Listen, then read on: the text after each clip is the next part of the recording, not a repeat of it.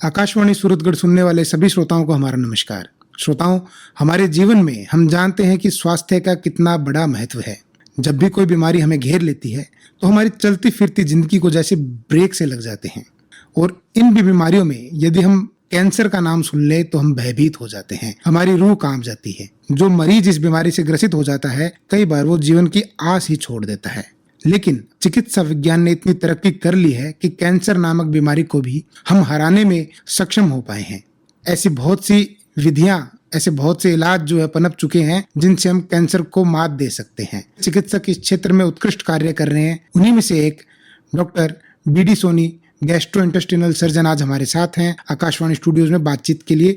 Doctor Soni, आपका स्वागत है। डॉक्टर साहब, सबसे पहले हम ये जानना चाहेंगे कि कैंसर क्या है? क्या ये एक जानलेवा बीमारी है? निश्चित तौर पे कैंसर एक जानलेवा बीमारी है, लेकिन सही समय पे सही जगह यदि हम इलाज के लिए पहुंच जाते हैं शुरुआती स्टेज में, तो हम इसको पूरी तरह से ठीक कर सकते हैं जी। इसके बढ़ने के कई कारण हैं, जिसमें से सबसे इम्पोर्टेंट है हमारे व्यसन हैं। हमारी जो जिंदगी है वो अलग अलग तरह के लतों से, बुरी लतों से, व्यसनों से ग्रस्त हो गई है जी। जिसमें धूम्रपान, गुटखा चबाना, अल्कोहल यूज़ और अलग अलग तरह के व्यसन सम्मिलित हैं। इसके अलावा हमारी सीडेंटरी लाइफस्टाइल, मतलब हमारी जो जीवन प्रणाली है जी। वो बिल्कुल जड़ हो गई है।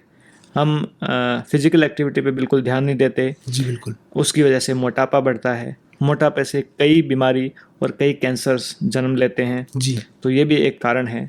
इसके अलावा मैं बात करूं specifically Suratgarh area, Ganganagar area की, तो यहाँ पे पंजाब से जो इंदिरा गांधी नहर आती, जी।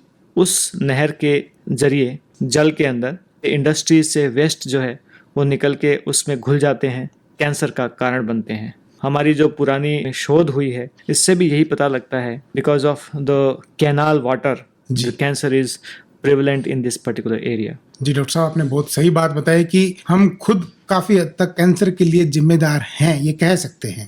डॉक्टर साहब, कैंसर के बहुत प्रकार होते हैं। इनमें से एक मुख्य हम सुनते हैं पेट का कैंसर हो जाना, एब्डोमिनल कैंसर जिसको आप कहते हैं। क्या है एब्डोमिनल कैंसर? देखिए, एब्डोमेन की बात करूं, एब्डोमेन एक हमारे शरीर का एक भाग है जो वक्ष से पेट तक माना जाता है। आमतौर पर हम इसको पेट कहते हैं। जी।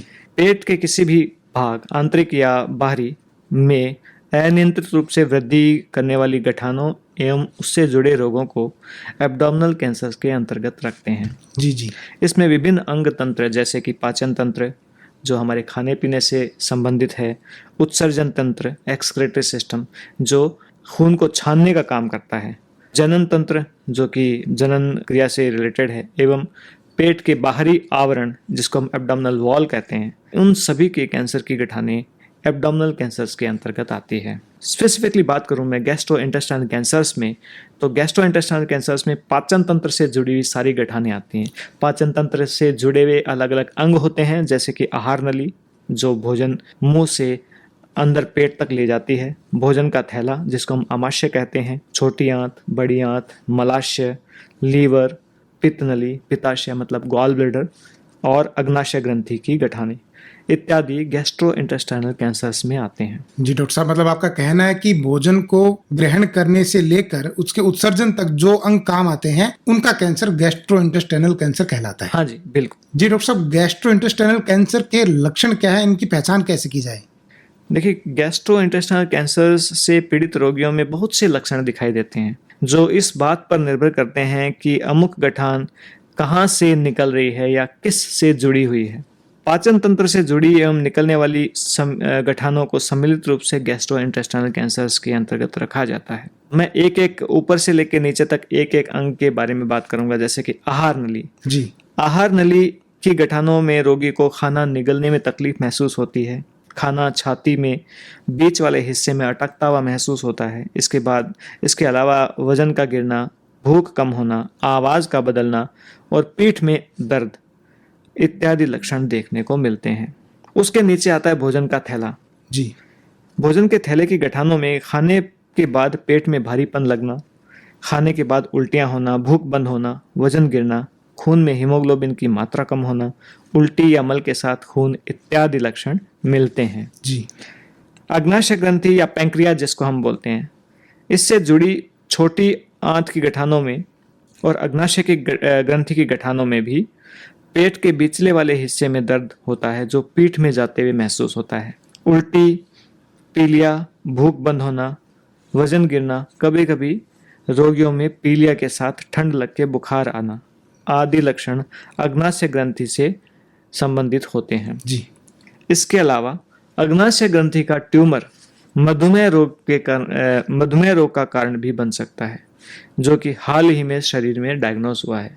मतलब रीसेंट ऑनसेट डायबिटीज यदि है किसी पेशेंट्स में और इसमें यदि बाकी के एब्डोमिनल सिम्टम्स जो हैं प्रेजेंट होते हैं तो उस केस में हमें इसको अग्नाशय ग्रंथि के कैंसर को नजरअंदाज नहीं करना चाहिए। ये एक पॉसिबिलिटी है। पित्ताशय की थैली या पित्त नली में गठान जो है वो पेट के दाहिने हिस्से में दर्द के साथ आती है। इसके साथ साथ पीलिया, खुजली, बुखार एवं सफेद मटमैले मल के साथ भूख बंद होना, वजन गिरना इत्यादि लक्षण के रूप में उजागर होते हैं। जी। बड़ी आंत का कैंसर आमतौर पर पेट में मरोड़ के साथ साथ खून कम होना, मल के साथ खून गिरना, कब्ज और कभी कभी आंव जैसी दस्तों के साथ रोगियों में देखने को मिलता है। जी डॉक्टर साहब, आपने बहुत ज्ञानवर्धक बात बताई कि कैंसर जो है किस किस प्रकार से पेट के विभिन्न हिस्सों में हो जाता है, लेकिन इसके बारे में बताइए कि कैंसर की स्टेजेस क्या क्या होती हैं। हम सुनते हैं कि फर्स्ट स्टेज, सेकंड स्टेज, और कितनी तरह की स्टेज होती है और कौन सी स्टेज सबसे ज़्यादा जानलेवा होती है? मोटे तौर पर मैं बात करूं, जीआई कैंसर 4 स्टेज में मिलता है। Stage 1, stage 2, stage 3, stage 4। Stage 1 cancer में गांठ किसी अंग में अपने शुरुआती पड़ाव में होती है, जहां बीमारी उस अंग तक ही सीमित रहती है और बहुत ही हल्के शुरुआती शारीरिक लक्षण दिखाती है, जिन्हें एक सामान्य रोगी नज़रअंदाज भी कर सकता है। इस स्टेज में बीमारी को पकड़ना बहुत ही कठिन है और इस स्टेज में बहुत सी जांचों के माध्यम से ही हम शरीर में इसे डायग्नोस करके इसका इलाज कर सकते हैं। बात करूं स्टेज 2 की, तो कैंसर में गांठ या ट्यूमर उस अमुक अंग तक सीमित तो रहता है, लेकिन उसका साइज यानी आकार बड़ा होने की वजह से रोगी में बहुत से शारीरिक लक्षण प्रत्यक्ष रूप से देखने को मिलते हैं। जी। स्टेज 3 में कैंसर की गठान अमुक अंग से बाहर या परे होकर छोटी छोटी लिम्फ ग्रंथियों में फैल जाते हैं और अत्यधिक पीड़ा देने वाले शारीरिक लक्षण पैदा करते हैं, जिनके लिए आमतौर पर मरीज को अस्पताल में भर्ती करना पड़ता है जी। और उसका आगे का इलाज करना पड़ता है। स्टेज 4 कैंसर में गठान पेट में दूसरे अंगों को भी अपने प्रभाव में ले लेती है या फिर दूरगामी अंगों तक, जैसे कि लीवर में, जी। फेफड़ों में, ब्रेन में और हड्डियों में फैल जाती है। जी। इसकी वजह से पेट में पानी भी भर सकता है, छाती में भी पानी भर जाता है और ये कई बार काफ़ी पीड़ादायक स्थिति पैदा करता है।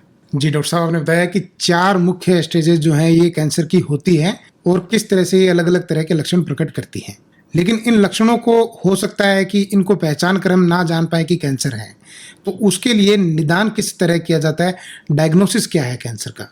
डायग्नोसिस के लिए हम रोगी को सबसे पहले क्लिनिकल जांच पड़ताल के लिए बुलाते हैं, उनसे विस्तार में बातचीत करते हैं, लक्षणों के बारे में पूछताछ करते हैं और ये पता लगाते हैं कि रोगी को कैंसर से संबंधित लक्षण है या नहीं। यदि कैंसर के लक्षण रोगी में पाए जाते हैं तो हम ये पूछताछ करके पता लगाने की कोशिश करते हैं कि संभवतः ये जो लक्षण है वो किस अंग तंत्र से या अंग से संबंधित है, जन्म ले रहा है। जी। इसके बाद हम कुछ बेसिक टेस्ट कराते हैं, जैसे खून की जांचें, पेशाब की जांचें, पेट की सोनोग्राफी और कुछ लक्षणों के आधार पर छाती या पेट का एक्सरे भी करवाते हैं। उक्त जांचों के आधार पर हम सीटी स्कैन, एंडोस्कोपी, कोलोनोस्कोपी इत्यादि आगे करवा के कैंसर की स्टेजेस का पता लगाते हैं। एंडोस्कोपी में क्या होता है? एंडोस्कोपी एक ऐसी जांच है जिसमें हम मुंह के द्वारा कैमरा डाल के और पेट के आंतरिक भागों को, जैसे कि आहार नली है, आमाशय है, ग्रहणी है, उन सबको देखते हैं, उनकी जांच पड़ताल करते हैं। और कोलोनोस्कोपी में हम गुदा द्वार से एक कैमरा डाल के बड़ी आंत, छोटी आंत, मलाशय इत्यादि का आंतरिक निरीक्षण करते हैं। जी। यदि इन दोनों जांचों में हमें मांस बढ़ता हुआ प्रतीत होता है तो हम कुछ मांस का एक टुकड़ा ले लेते हैं, जिसको हम लेबोरेटरी में प्रोसेस के लिए भेजते हैं, माइक्रोस्कोपिक एग्जामिनेशन के लिए भेजते हैं, जिसको हम हिस्टोपैथोलॉजिकल एग्जामिनेशन या बायोप्सी कहते हैं। जी। और उस बायोप्सी के आधार पर ही ये तय हो पाता है कि उक्त जो मांस का टुकड़ा है वो कैंसर है या नहीं, और यदि है तो वो किस तरह का है। उसका आगे का इलाज क्या होगा। तो ये सब चीज़ें हैं, इस तरह से हम इसका डायग्नोसिस करते हैं। इस तरह का मांस का टुकड़ा जो बढ़ा हुआ आप बता रहे हैं, अगर पाया जाए तो इस बात की संभावना भी होती है कि वो कैंसर ना हो। बिल्कुल, कई बार बहुत सारे मांस के टुकड़े होते हैं जो ट्यूबरकुलोसिस मतलब जो तपेदिक रोग है, जो जी। पेट का जो टीबी होता है, पेट का जो तपेदिक रोग है, जी। उससे रिलेटेड रहते हैं। तो मांस के टुकड़े में टीबी भी निकल जाती है और भी बहुत सारी क्रोनिक इन्फ्लामेटरी कंडीशंस होती हैं जिसमें ये मांस के टुकड़े पाए जाते हैं। बिनाइन होते हैं। कई बार बड़ी आंत में छोटे छोटे पॉलिप बन जाते हैं जी। जो ऐसा लगता है कि मांस के टुकड़े जैसे हैं, मैलिग्नेंसी मतलब कैंसर जैसे हैं, लेकिन एक्चुअली वो कैंसर नहीं होते, जी। वो बिनाइन कंडीशंस होती हैं। तो इसकी भी पूरी संभावना रहती है कई बार कि ये कैंसर ना हो। जी, बहुत अच्छी बात बताई आपने डॉक्टर साहब। अब जब पता लग जाए कि वो जो गांठ आप बता रहे हैं वो कैंसर ही है, तो उस कैंसर का इलाज किस तरह किया जाता है? मोटे तौर पर हम बात करें तो स्टेज 1 और स्टेज 2 कैंसर का इलाज हम शल्य चिकित्सा यानी कि सर्जरी द्वारा करते हैं। कुछ स्टेजेस 2 में और सारी की सारी स्टेजेस 3 जो कैंसर है उनमें सर्जरी और सर्जरी के बाद कीमोथेरेपी या रेडियोथेरेपी या दोनों के माध्यम से इलाज किया जाता है। बहुत सी सिचुएशन ऐसी भी आती है हमारे पास जहां पे हमें सर्जरी ना करके ऑपरेशन से पहले कीमोथेरेपी या रेडियोथेरेपी के माध्यम से गठानों को गलाना पड़ता है जी। और उसके बाद हम उसकी सर्जरी करते हैं। वो अलग अलग कंडीशंस होती हैं। पुख्ता तौर पे स्टेज 2 या स्टेज 3 का निर्धारण जो है ऑपरेशन के बाद बायोप्सी नाम की जांच से ही पता लगता है। जी। उसी से ही हम निर्धारित करते हैं कि अमुक जो ट्यूमर है वो स्टेज 2 का है, वो स्टेज 3 का है। आमतौर पे स्टेज 4 का कोई प्रभावी इलाज नहीं है क्योंकि वो बुरी तरह से पूरे पेट में और अन्य दूरगामी अंगों तक भी फैल चुका होता है, तो इसका कोई प्रभावी इलाज नहीं है।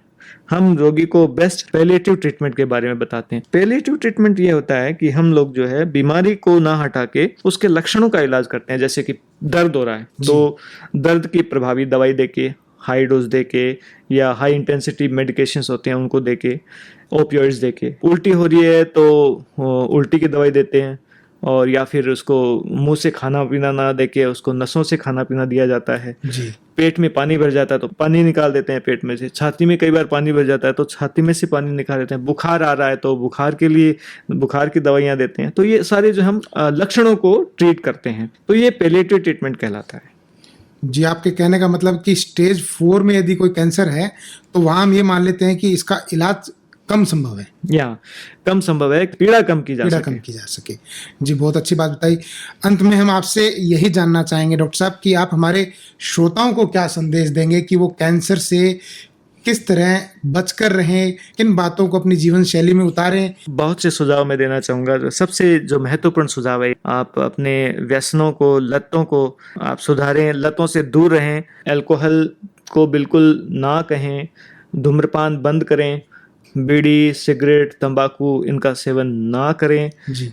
एक्टिव रखें अपनी लाइफस्टाइल को। आप अपने ऊपर मोटापे को हावी ना होने दें। साफ़ सुथरा पानी पिएं। एनवायरनमेंट जो है उसको भी साफ़ रखें। अपने आसपास की जो एरिया है, जो स्थल हैं, उनको अच्छे से साफ़ सफाई मेंटेन करके रखें। पानी जो है शुद्ध पिएं। फिल्टर लगाएं अपने घर पे, ताकि जो मैं ये बता रहा हूँ कि नहर के पानी की जो समस्याएं हैं उससे भी हम निजात पा सकें। जी। तो ये सारी चीज़ें हैं जो अपने, और सबसे इम्पोर्टेंट बात, यदि आपको कुछ ऐसे लक्षण मिलते हैं अपने शरीर में तो तुरंत अपने नज़दीकी डॉक्टर से या फिर आप स्पेशलिस्ट से मिलकर उसका तुरंत इलाज और निदान करवाएं। जी, डॉक्टर बी डी सोनी आज हमारे साथ उपस्थित थे। इन्होंने बहुत ही ज्ञानवर्धक बातें हमें बताई जो हम सीख कर हमारे जीवन में उतार सकते हैं और कैंसर जैसी बीमारी से लड़ सकते हैं। डॉक्टर बी डी सोनी, आप स्टूडियो में हमारे साथ पधारे, इतनी ज्ञानवर्धक बातें बताई, इसके लिए आपका बहुत बहुत धन्यवाद। धन्यवाद जी।